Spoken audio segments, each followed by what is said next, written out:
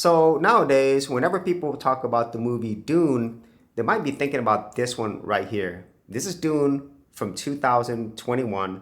This is yet another adaptation of Frank Herbert's really groundbreaking sci-fi book Dune back in 1965.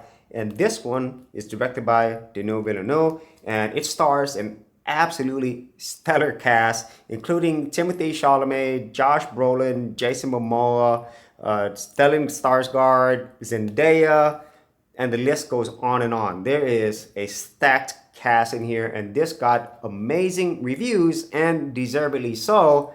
And to be honest with you, at the time of this video, I haven't yet seen this version, and I'll explain to you why I haven't watched yet, because also at the time of this video, part 2 is coming out.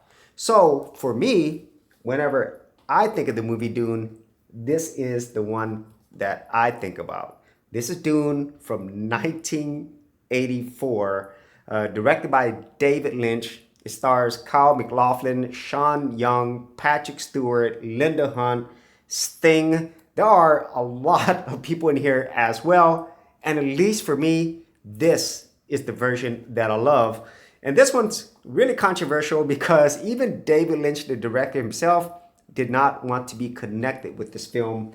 But for me, I absolutely love this film. And this was something that I saw when I was young. As with most people, this appeared on TV. So obviously watching TV, then on VHS tapes.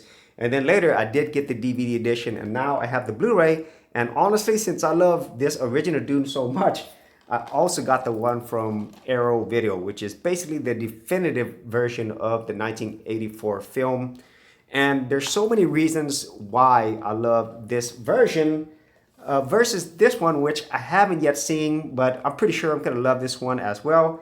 But this one is the one that I would say is the Dune movie for me. So let's go ahead and talk about this a little bit further. So what is Dune about? Well, there is a lot to it. Frank Herbert's book is pretty extensive, and it's been pretty hard to adapt this. And this was really the first go at it in terms of a movie. And there's also been TV shows as well about this particular book. And so the general story here is that in another universe, in a faraway universe, and they have spaceships, modern technology, there is this one thing across this universe that is the most valuable thing, and that is spice. So this substance gives people basically magical powers. Not only do they live longer, but they also inherit certain abilities, mental abilities that allows them to go to different planes and even probably have some powers as well. And within this, there is this planet called Arrakis, which is the only place that spice is produced. And there's also these creatures there, these sandworms. There's just these big worms, and also the people who live there are the Fremen. And then outside of it, we have other political people who try to gain power, basically take control of Arrakis. And before that, there was the House of Harkonnens who actually controlled this, but now it is being taken over by the House of Atreides. And the one who's going to be controlling this is Duke Leto with his wife, Lady Jessica, and their son, Paul Atreides. And because of that, we have this conflict of the Harkonnens versus the House of Atreides. And Duke Leto, unfortunately, dies.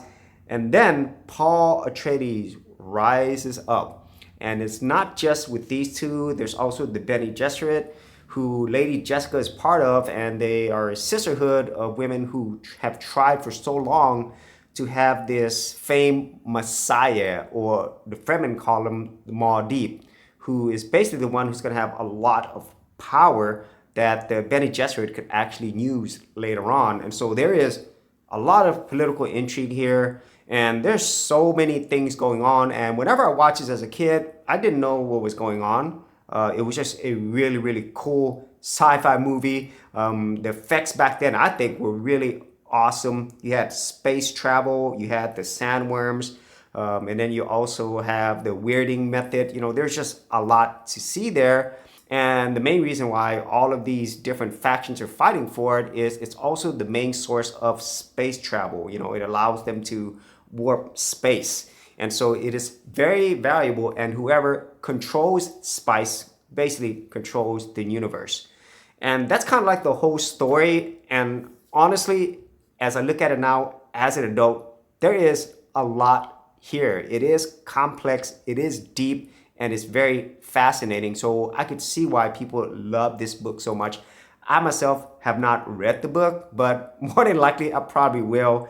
But for me, Dune just encompasses so many things that I love about sci-fi, and I love about fantasy elements, also just cinema in general. And whenever I watch this now, I appreciate it even more because of all the things that David Lynch and everybody who's involved did with this 1984 film. It still holds up to the test of time, at least for me. And since I haven't read the book, I don't know of particular criticisms of the book versus the movie. And once again, I haven't yet seen this version yet, but a lot of people say this is probably the best adaptation of the book in terms of a movie. And then for other people, they really did love the Dune series, which was on the Sci-Fi Network. They actually had multiple series. It was very successful. So now that you've gotten this entire story and also some of my experience with it, why have I just watched this, but I haven't watched this, even though I own it? Well, the main reason why is because this movie Dune, very similar to other movies like Blade Runner that I've seen, is that I kind of felt like these movies didn't really need a remake or a sequel, and once I see this, I'm pretty sure I might change my mind and say, yeah, this was worth the remake. But still, the main reason why I haven't watched this yet is because I love this one so much. And very similar to Blade Runner, I really didn't want to watch Blade Runner 2049 because I was really afraid that if I were to watch it and it wasn't at the levels of the original, it would really spoil the original in some ways. And honestly, even if it was better, I just have such an attachment to the originals that it just kind of makes it hard for me to accept it. And that's like the main reason why I haven't watched this new modern Dune and Dune Part 2, which is coming out. And so I know that sounds really silly, but I think for anybody who is, a lover of movies and shows and who actually grew up with these things, they might understand why, you would be very hesitant and also kind of worried whenever they talk about a sequel or a remake, because quite often they are bad and they also, paint a poor picture on what came before. It kind of spoils it, especially after they start making multiple sequels. And I think all of us understand that.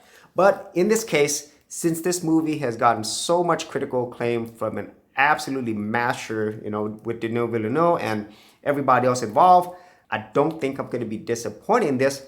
But at the same time, even if I did enjoy the new one, which I'm pretty sure I will, I'll always go back to the original Dune because I love this film so much. So if you actually had any thoughts on Dune 1984, Dune 2021, or the upcoming Dune Part 2, be sure to leave it in the comments area below. And if you did want to see more of my movie collection videos, I do have an entire playlist. I'll leave that in the description area below.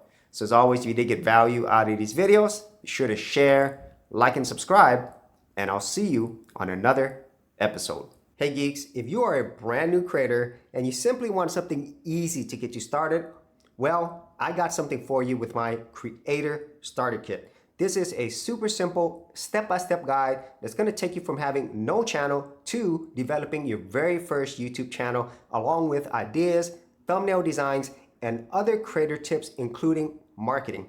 And the best part is, all of this is free. Simply head over to the link below, check out my page, and get started creating.